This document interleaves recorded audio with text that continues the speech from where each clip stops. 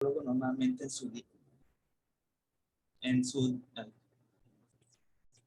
su día a día. Entonces, vamos a empezar.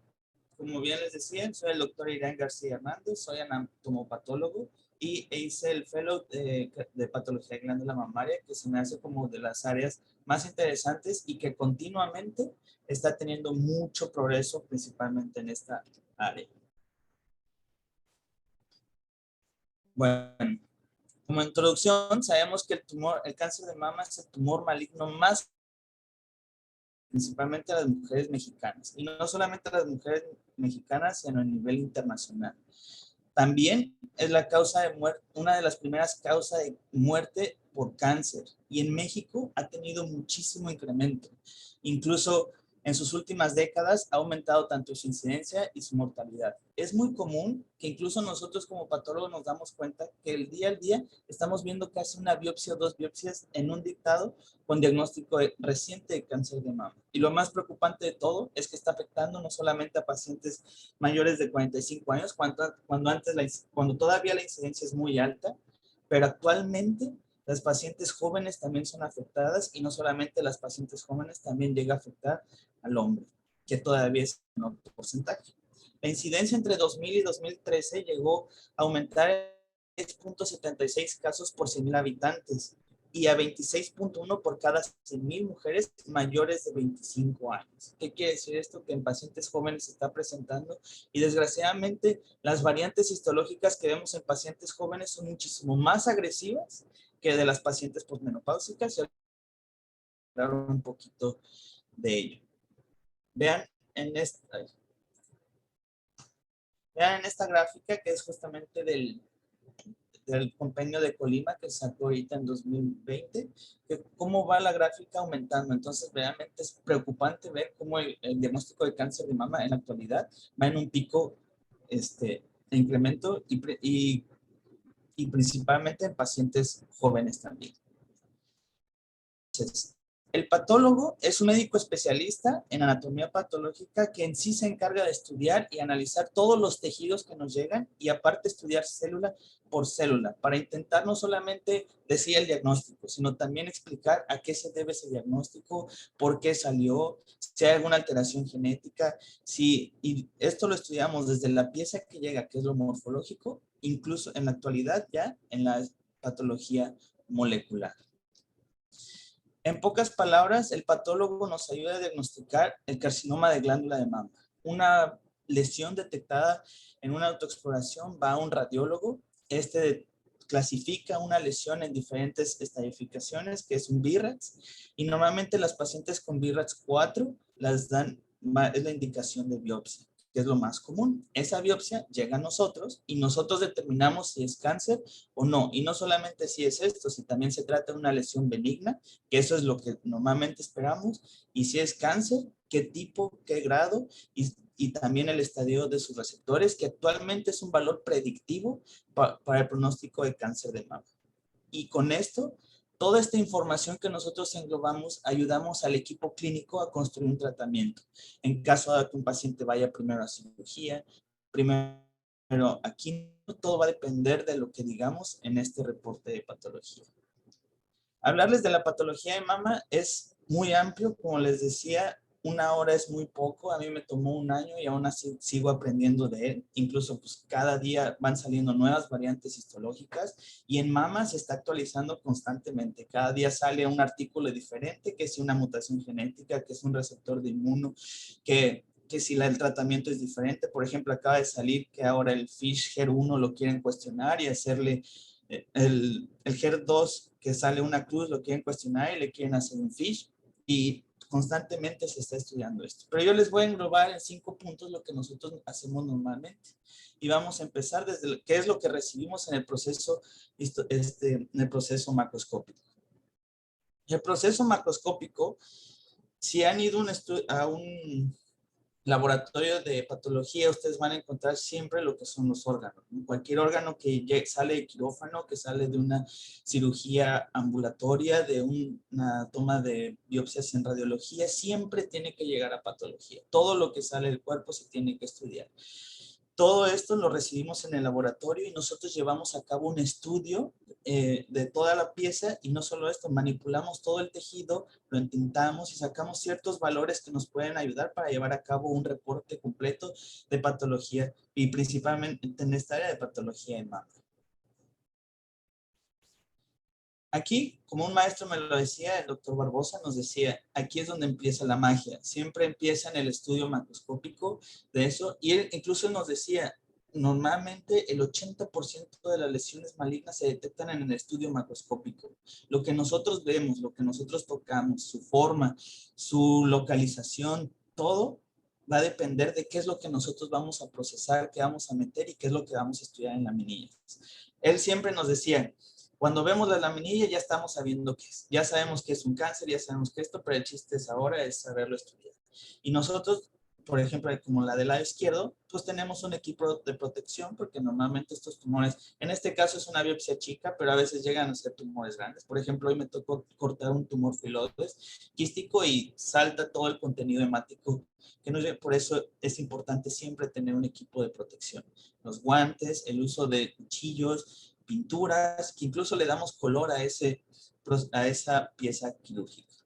Específicamente hablando del área de anatomía patológica en mama, vamos a recibir diferentes macros. En este caso, vamos a encontrar desde biopsias chiquitas y biopsias grandes. Las biopsias chiquitas las vamos a encontrar como las biopsias Throughput, las biopsias por esterotaxia, las biopsias incisionales, que es un pedacito nada más de la lesión para saber qué es, la biopsia incisional, que normalmente son lesiones fibroepiteliales o incluso tumores malignos.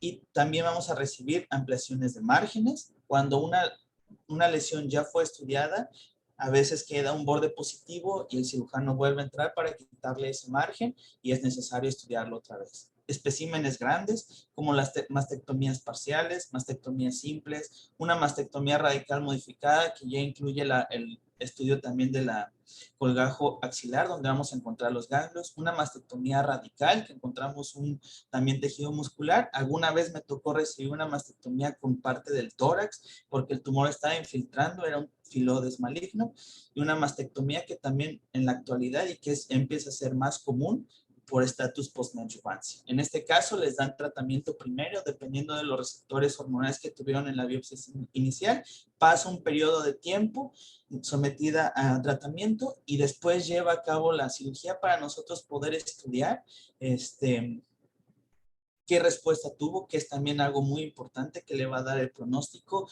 y no solo eso, sino a lo mejor un tratamiento extra que podrá recibir la paciente.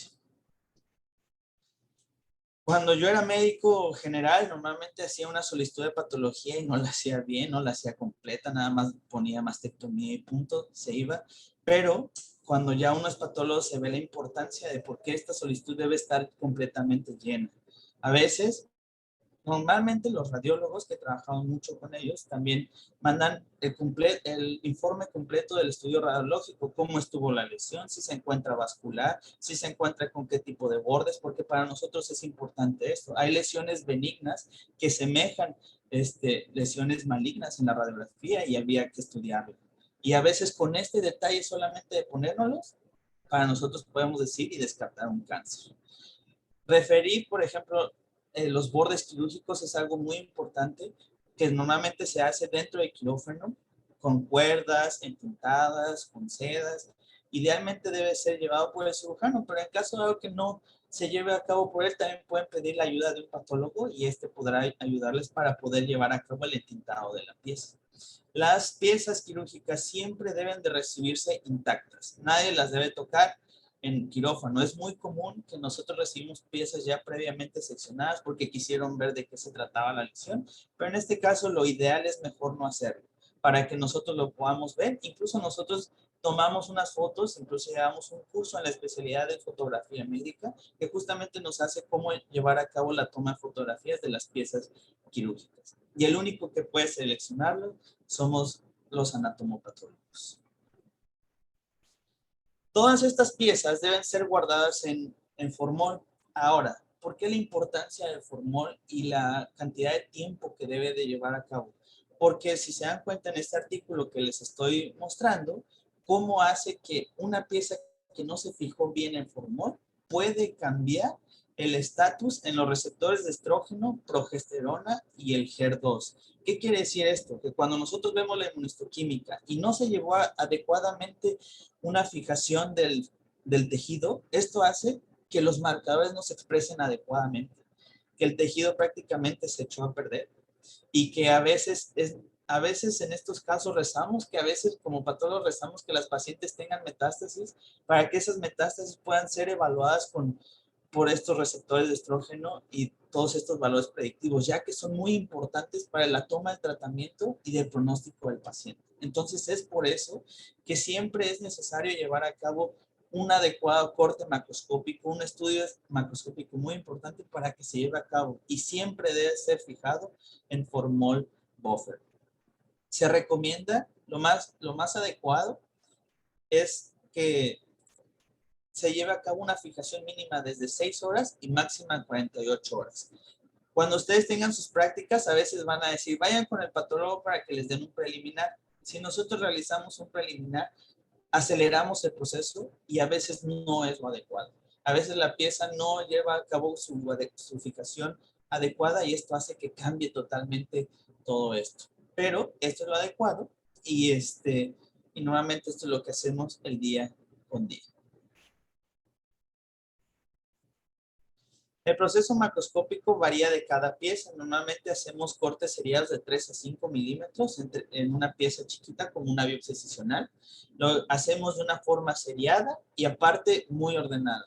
Las biopsias de chiquitas se incluye totalmente en la cápsula. No se deja ningún tejido en el frasco, todo se incluye porque es necesario descartar cualquier tipo de lesión. A veces un fragmento chiquito tiene más tumor que todos los fragmentos que se tomaron. O a veces son lesiones muy complicadas de hacer biopsia para el radiólogo y él mismo nos dice, a lo mejor saqué un fragmento y con ese fragmento, por eso se incluye la totalidad, podemos hacer el diagnóstico.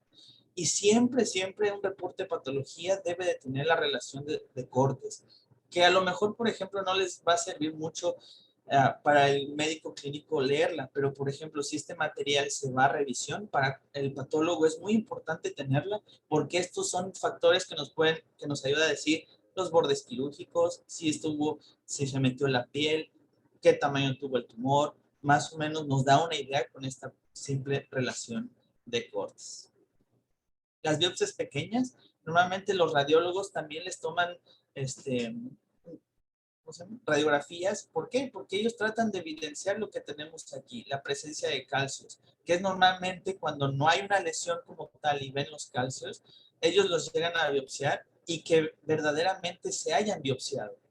Y así nosotros como patólogos llevar a cabo el estudio y que podamos encontrar a qué se deben esos calcios. No todos los calcios significa que sean malignos. También se asocia a lesiones benignas. Y no solamente a esto, sino también a calcificaciones vasculares, entre otras cosas. Pero siempre debemos de poner en el reporte, cuando se buscan los calcios, debe de incluirse.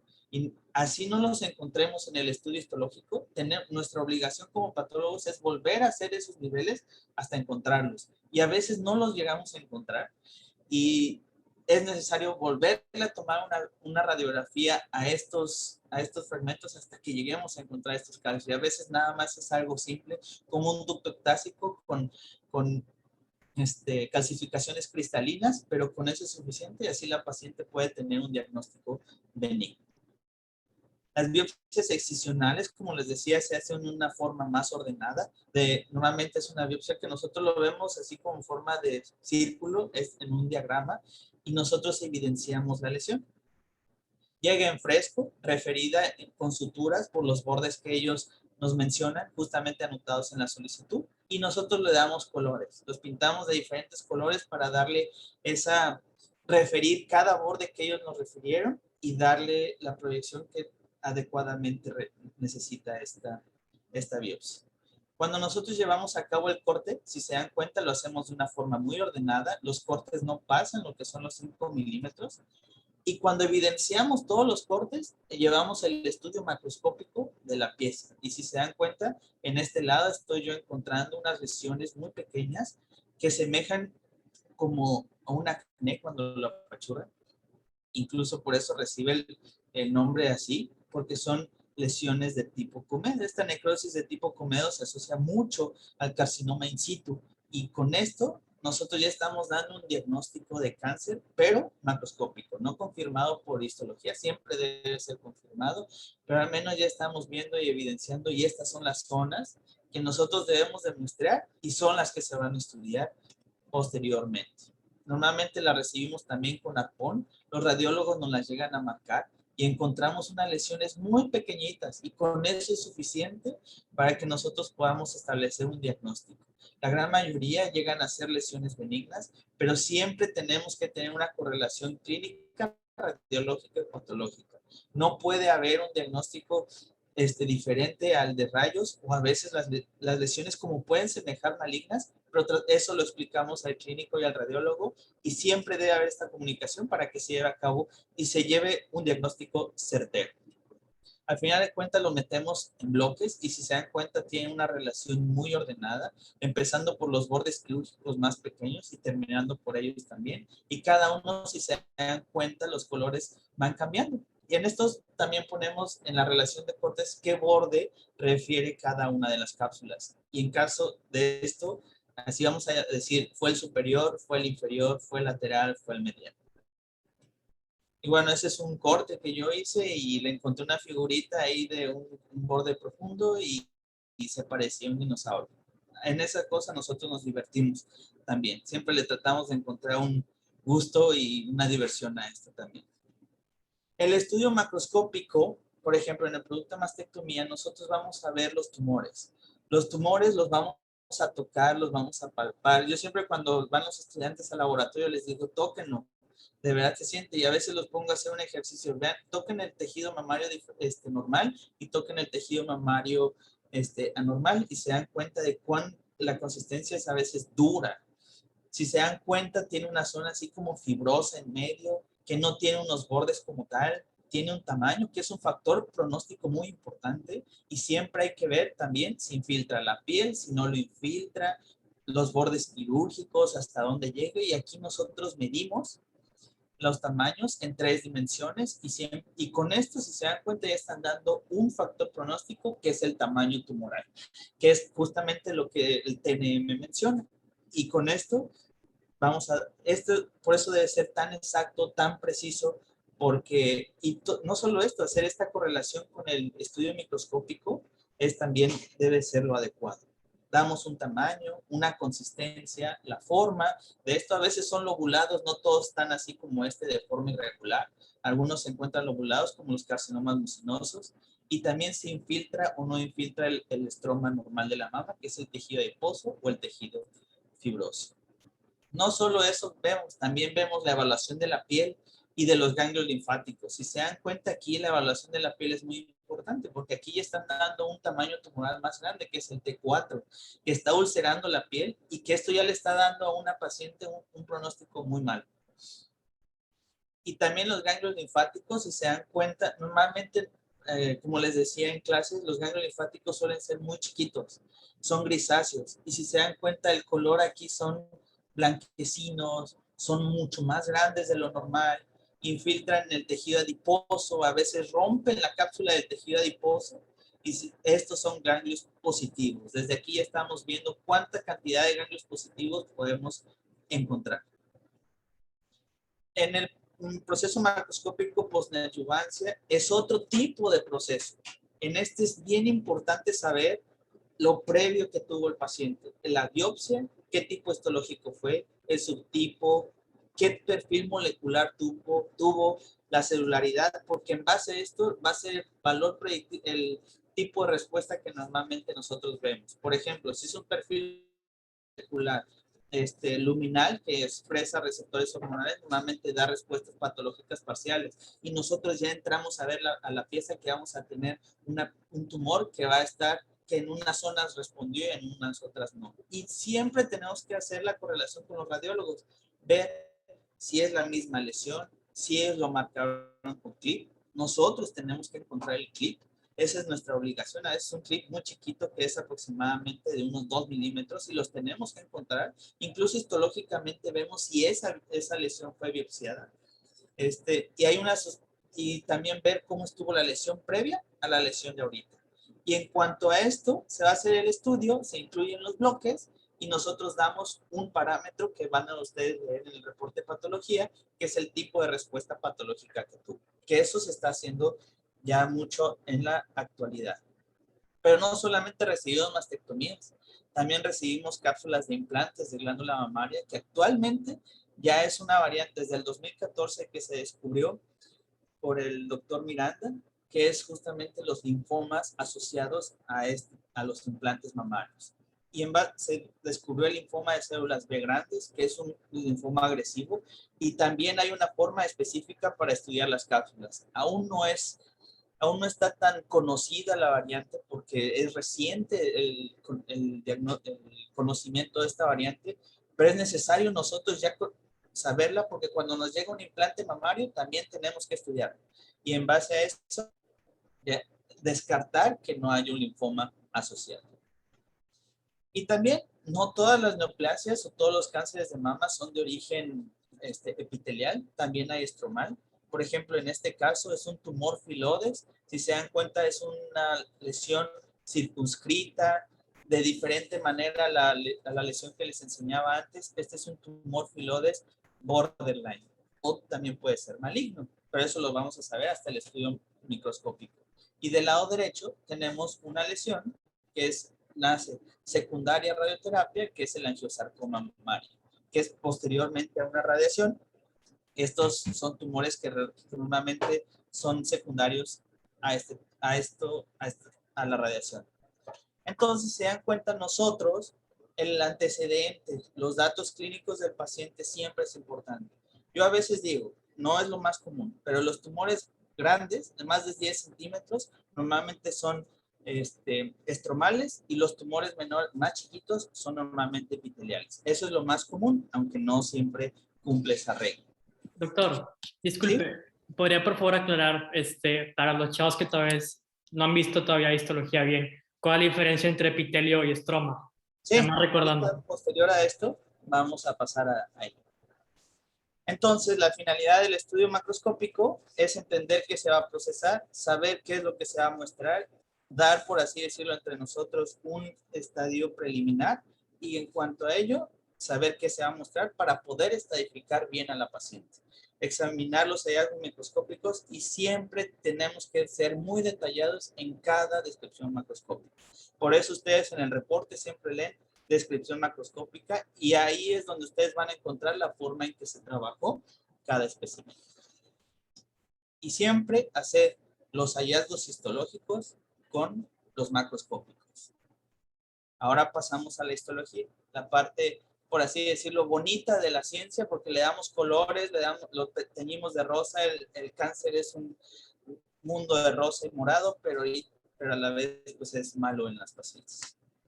Una vez que se estudia eso, se mete a bloques, se mete a procesar aproximadamente 24 horas. Los técnicos se encargan de realizar estas laminillas. Las laminillas se lleva a cabo todo el proceso histológico a través de parafina, químicos, la deshidratación del tejido como tal para que se vuelva duro y es así que se pueda estudiar.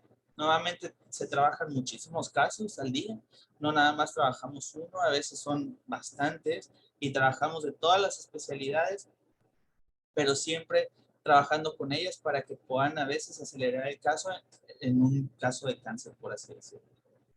Por así pasa el proceso de tinción, que es por hematoxilina y eosina, lo más común. Hay tinciones especiales, pero para mama ocupamos más que nada la hematoxilina y eosina y a veces utilizamos PAS para evidenciar láminas basales y algunos otros tipos de organismos. Y por fin llegan las laminillas y los vamos a ver en el microscopio. Aquí, por ejemplo, no sé si algunos de ustedes conocen del lado izquierdo al doctor Luis Cuervo, él fue también, no nada más sigue siendo un maestro y amigo también de la especialidad y siempre estamos platicando ahí no solo de los rayados, también de los casos de patología.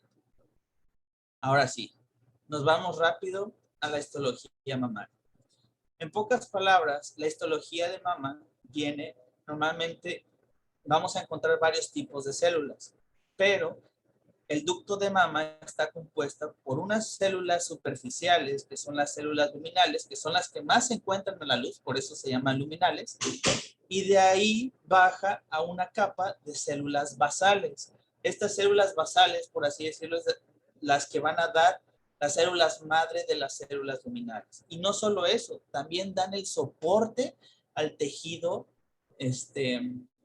al epitelio luminal, que es por las células miopiteliales. Y por último, tenemos una membrana que estamos aquí rodeando en rojo, que es la lámina basal. La lámina basal es la última barrera que tenemos del ducto mamario. Ahora, el estroma, cuando nosotros hablamos de estroma, nos vamos a ver a todo el tejido adiposo que es el que va a sostener a los ductos mamarios, y no solo a los ductos, a los lobulillos y al óvulo y al acino como tal. Y no solo está compuesto de tejido adiposo, cuando uno va creciendo se está fibrosando el tejido y también es un tejido de colágeno. Entonces tenemos dos cosas que es tejido adiposo y fibroso. Y no solo este estroma tiene vasos sanguíneos que le van a dar la irrigación a toda la mama. Y no solo esto, sino también la circulación linfática, venosa, y no solamente a la mama, sino también a la piel, y todo originado del conducto mayor, que es el pezón. Esta es la histología básica como tal, no me voy a adentrar a cada uno, a diferenciarlos entre si es pezón o si es así, ¿no? Pero esta es la histología básica del cáncer, de la glándula mamaria como tal. En histología, aquí lo vemos, si se dan cuenta, aquí se ven muy bonitas las células luminales, siempre pegadas a la luz, son las que, por eso se llaman así, luminales. Abajo de ellas vemos unas más moradas, si se dan cuenta, las luminales se ven más rositas y las de abajo se ven más moraditas. Si se dan cuenta, casi no tienen citoplasma. Esas son las células basales y de ahí se originan las células mioepiteliales. Las células mioepiteliales que normalmente van a contener todo esto y les van, incluso es la primera barrera para que no se desarrolle un carcinoma de mama invasor.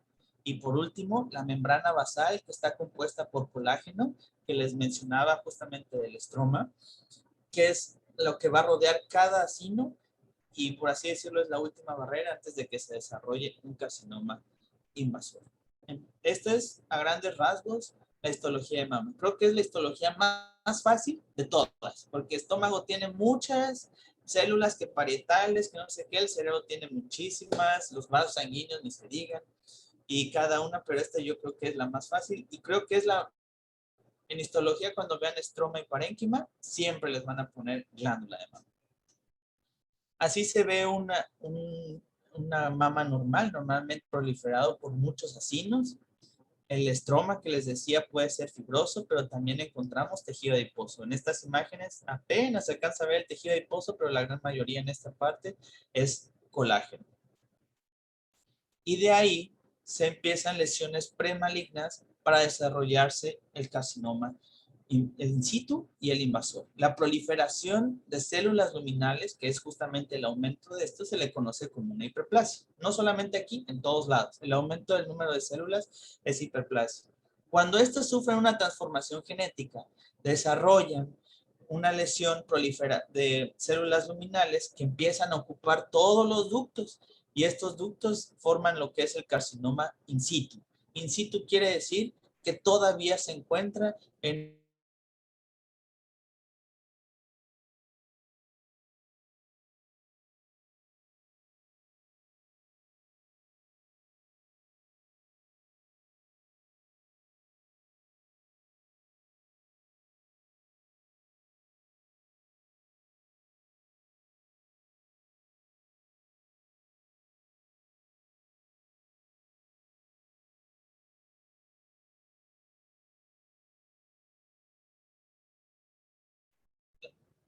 los tumores más frecuentes van a ser el carcinoma ductal invasor, seguido por el carcinoma ductal in situ, seguido por el carcinoma lobular clásico, pero todavía ya es mucho menos la frecuencia. Y todos estos nacen de diferentes zonas. Por ejemplo, el ductal sale justamente de lo que son los ductos mamarios grandes y los lobulillar de unos ductos más pequeños que son los lobulillos. Y aquí es donde nosotros ya nos empezamos a estadificar toda esta patología de mama.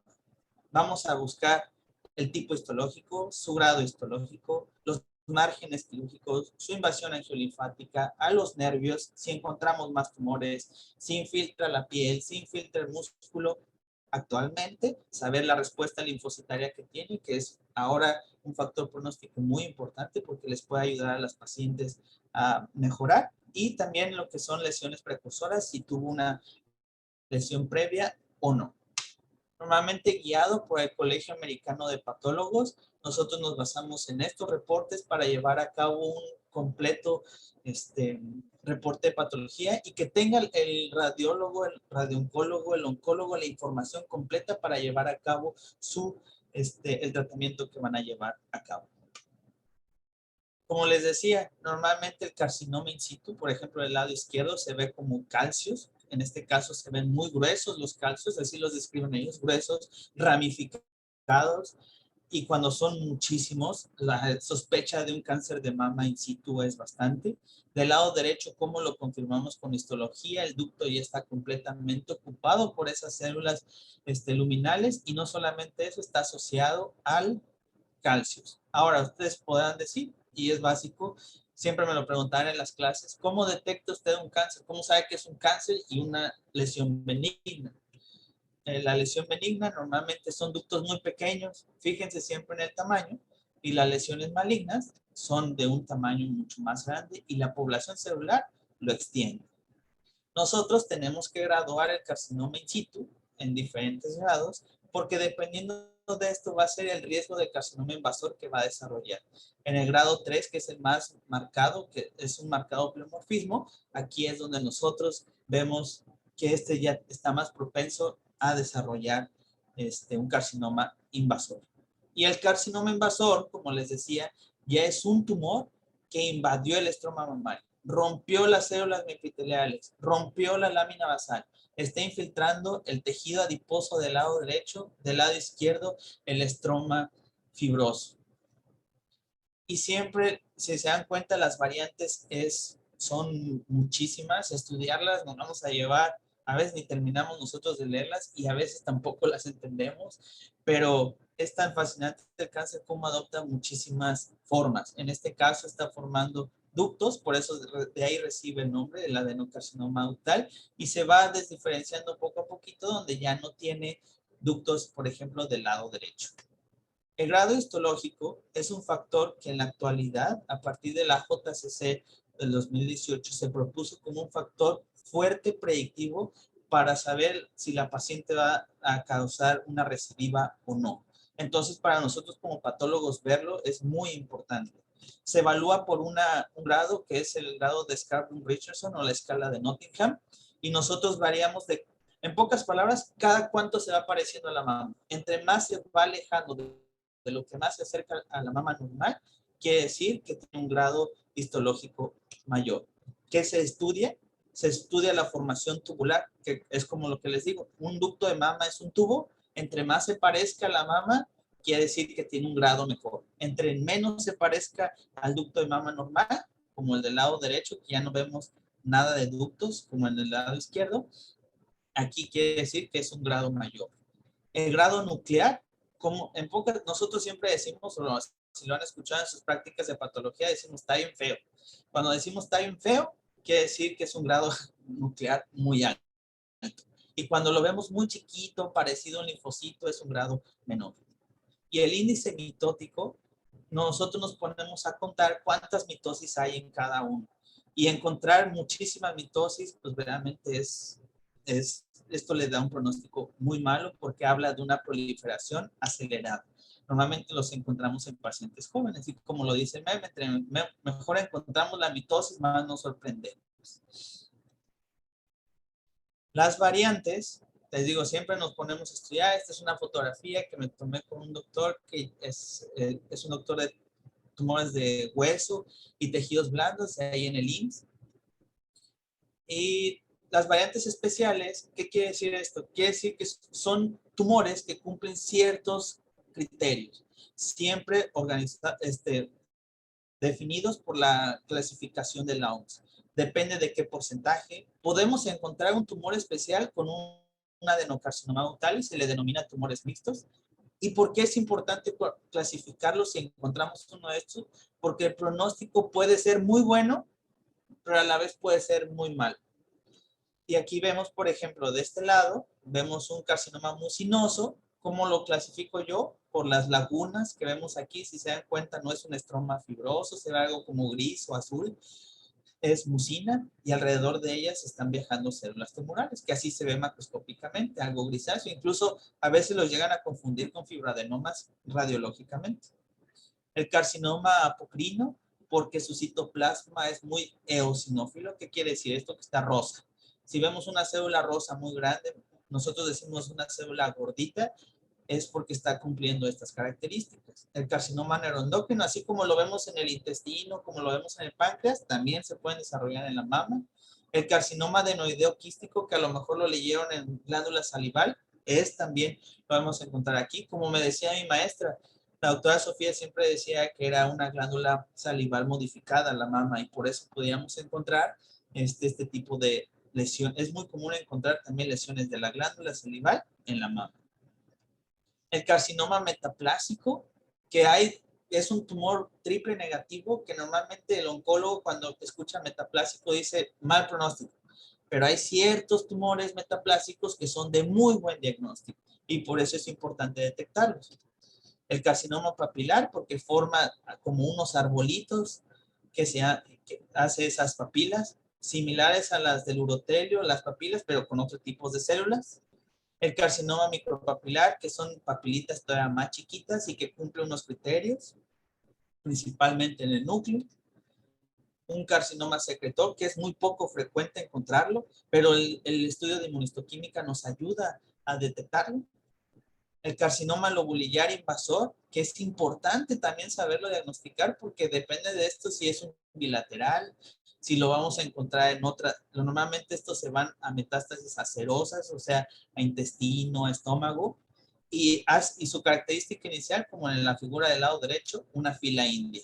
Van una tras otra las células haciendo una filita. Esto es el hallazgo característico de este tumor. Siempre en un carcinoma lobular, siempre, no, sin haber excepción, se tiene que hacer una tinción de inmunohistoquímica, que es la E-cadeína, que es una molécula de expresión en la membrana que se pierde en los carcinomas lobulares.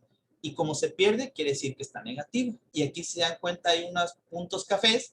Los puntos cafés quiere decir que son ductos normales, porque normalmente lo expresan, pero la neoplasia está completamente negativa. Hablarles de toda la clasificación de tumores nos va a llevar miles de pláticas. Normalmente estamos en constante estudio y actualmente el año pasado salió la nueva clasificación de la OMS, el cual clasifica todos los tumores y se agregaron nuevas variantes. Entonces, verdaderamente, terminamos de leer ya un libro y ya empieza el otro y seguimos con la misma cara de Watts. Estamos viendo a ver qué encontramos nuevo. La invasión angiolinfáctica, un factor pronóstico muy importante, que es justamente para hablar de recidivas y de recurrencias, que nosotros debemos de saber la histología de los vasos linfáticos, incluso a veces es pregunta de examen de pregrado, y en una imagen, y vemos también células tumorales dentro de esos vasos sanguíneos. Los TILs, les decía que es algo nuevo, que se acaba de introducir en el compendio de Colima, y no solo eso, ya viene desde hace tiempo. Todo esto son la cantidad de linfocitos que van a actuar en contra del tumor. Es común que hagan una reacción inflamatoria, pero se producen ciertos linfocitos que van a atacar los tumores y entre mejor tengan su expresión, mejor les va a dar un pronóstico a estos tumores. Antes el carcinoma medular se caracterizaba por tener muchos linfocitos. Actualmente se quitó de la clasificación justamente porque esto se puede encontrar en todos tipos de tumores. El tamaño tumoral, nosotros normalmente lo vemos y se dan cuenta, como les decía, es un factor de pronóstico y de predictivo muy importante que lo encontramos en el TNM y al no encontrarlo macroscópicamente lo medimos en la laminilla. Los bordes quirúrgicos, saber, esto es tinta negra, saber si hay células neoplásicas como tal. Aquí no las estamos encontrando, quiere decir que hay bordes negativos. Y los cirujanos dan ciertos criterios para saber si es un borde positivo, si es un borde negativo y o es un borde cercano. Normalmente está clasificado dependiendo de cómo lo encontremos y del tipo de neoplasia. Los ganglios linfáticos también los estudiamos y no solo los estudiamos para saber si están positivos o negativos, sino también saber si están positivos, cuántas células hay, si el diámetro de si es macrometástasis, si es micrometástasis y aparte saber si rompió la cápsula del ganglio, porque este es un factor muy importante para la recurrencia del tumor y desarrollo de implantes en la axila. Como este caso, vemos un ganglio linfático del lado izquierdo y toda esta población de células tumorales que ocupan la corteza y la paracorteza del ganglio linfático, que es el lugar donde normalmente vamos a encontrar las metástasis. Y vean, encontrarlos, entre más ganglios linfáticos veamos positivos, el pronóstico tiende a ser mucho menor. Entonces, en su reporte de patología, cuando ustedes lo lean, siempre deben de saber cuántos ganglios positivos salieron y de cuántos se disecaron. Normalmente en una mama tenemos que se disecan de 15 a 20 ganglios en un congajo axilar normal y ya dependiendo de los niveles que se quiten es la cantidad de ganglios que a veces llegamos a encontrar. La citología no es muy indicada en la mama, pero sí en el ganglio linfático. Antes se realizaba, todavía se realiza un transoperatorio de ganglio linfático, pero para ya evitar esto, porque hay muchos falsos positivos, a veces se hace una biopsia de aguja fina y tiene un buen porcentaje de sensibilidad. Esto hace que el clínico ya tenga información de cómo están evaluados esos ganglios linfáticos. Y bueno, vemos tantos casos y terminamos así derrotados, pero ahí todo no acaba. Seguimos con la inmunohistoquímica. Todo lo que estudiamos ahorita se va a un proceso de inmunohistoquímica que siempre debe estar incluido en el reporte de patología. No es lo ideal hacerlo por separado, debe de hacerse en un solo reporte, incluso lo menciona así el Compendio de Colima en los reciente. Y vamos a estudiar normalmente 3 marcadores que son de mucha importancia. Estrógenos, progesterona, HER2 y agregamos uno, pero a veces ese no es, actualmente ya lo empiezan a quitar, que es el Ki-67. El proceso va a depender de qué tan bien fijado esté un tejido. Entonces, siempre es lo ideal, por ejemplo,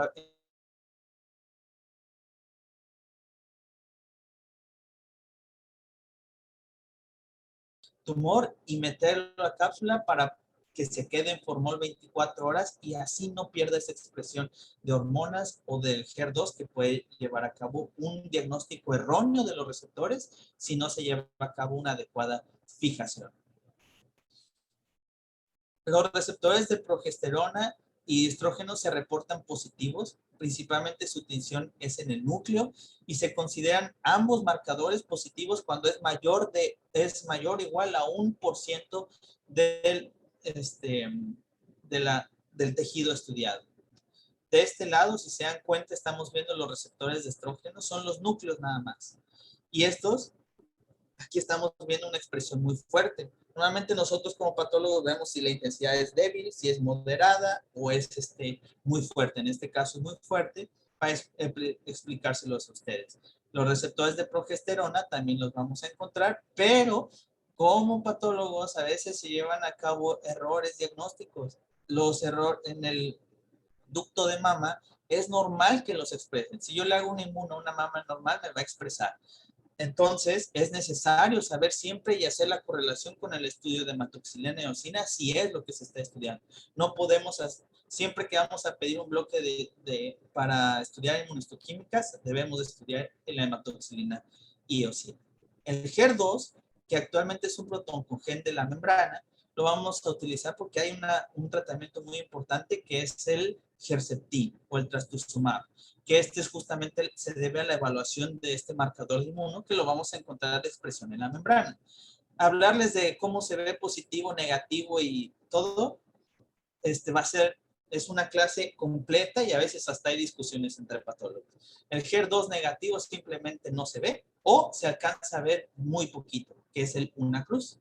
El HER2 indeterminado apenas pinta la membrana citoplasmática. Si se dan cuenta, hay una línea ahí café media, pues no bien pintada. Y estos tienen que ir a un proceso especial que es el FISH, que es la fluorescencia. Todos los HER2 indeterminados se van a FISH. Si ustedes cuando reciban o cuando estén en sus prácticas y reciben un reporte así, para quedar bien con el oncólogo que estén rotando, mándelo a FISH, doctor. Y ellos van a tener, este doctor sí sabe. El HER2 positivo, esto nos da un tratamiento que es muy bueno. A veces es muy bueno encontrar tumores de alto grado porque tienen una oportunidad para el tratamiento de las pacientes. El Ki-67 es un marcador que ya se empezó a dejar de hacer en ciertos tumores, pero es todavía importante porque nos ayuda a saber el pronóstico y qué tan rápido está creciendo el tumor. En este caso, en el fondo, si estamos viendo, nosotros localizamos un área donde se está expresando mayor y dependiendo de ese porcentaje, utilizamos y damos la expresión que nosotros tenemos, porque con este marcador vamos a clasificar los tumores mamarios en un luminal B y un luminal A. El FISH es un estudio especial molecular que solamente se hace en algunos laboratorios, por ejemplo en Muguerza Alta Especialidad lo hacen, y esto nosotros cortamos tejido del bloque de parafina que se estudió en inmunohistoquímicas del HER2 indeterminado y ahí es donde se tiene que estudiar este molecular.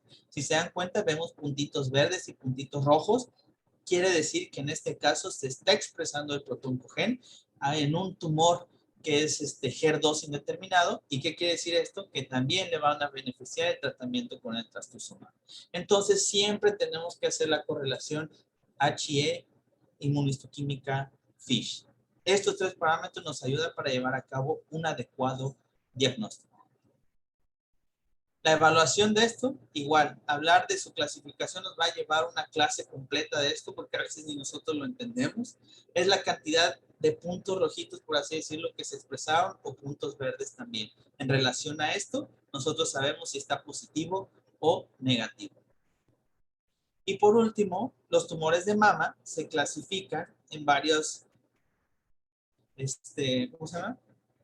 Varios grupos, que es luminal A, luminal B, HER2 y triples negativos. Así es la clasificación molecular que se lleva a cabo en el cáncer de mama. En esto, el pronóstico que tiene. Los luminales A normalmente son de buen pronóstico, luminales B de más o menos de buen pronóstico, el HER2 de buen pronóstico debido a que tienen buen tratamiento, pero también a veces nos engañan, y el triple negativo de muy mal pronóstico. Lo más común, pero no a veces lo que es.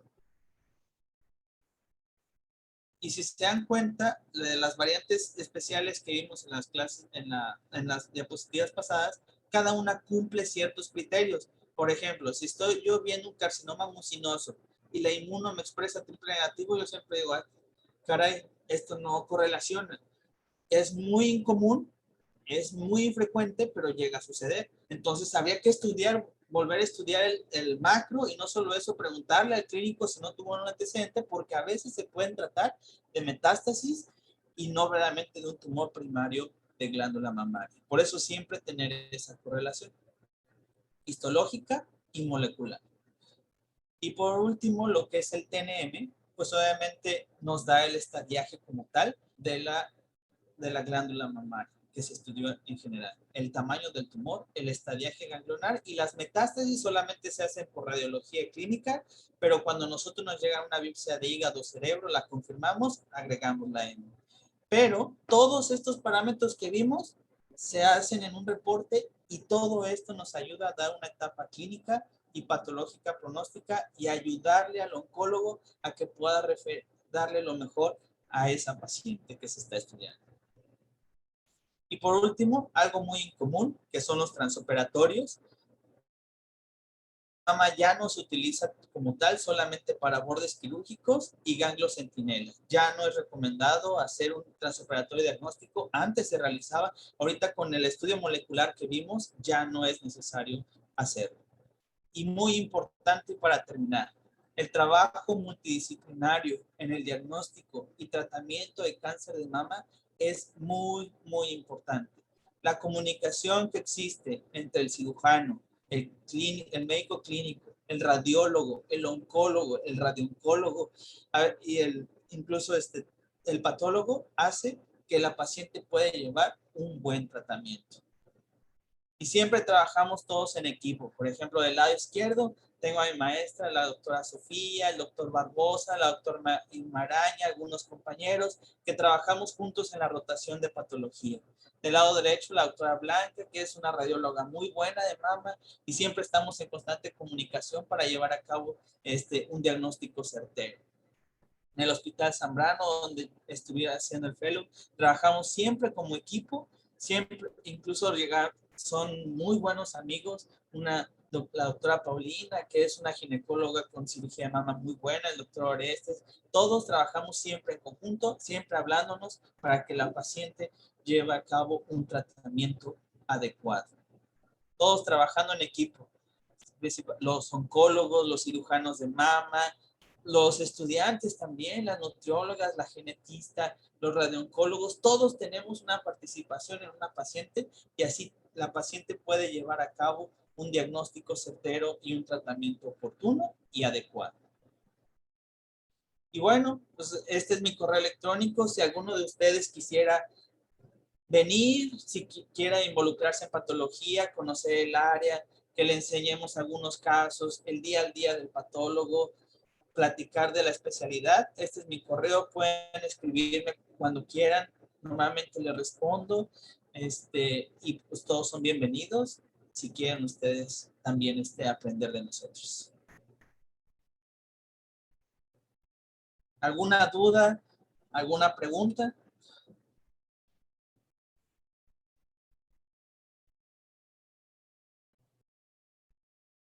Estuvo muy interesante, doctor. Muchas gracias. De nada. Muchísimas gracias, doctor. Por parte de la edición de proyectos del capítulo estudiantil de la ASCO, le agradecemos mucho. Y otra vez, a los que nos hayan registrado, aquí está la oportunidad para hacerlo. Y no nos queda más que agradecer al doctor por el tiempo que le dio en un jueves de la noche. Y bueno, esperamos que ustedes, alumnos, hayan tomado algo de provecho de este curso y los esperamos para la siguiente sesión. Muchísimas gracias a todos. Muchas gracias. Gracias. Gracias.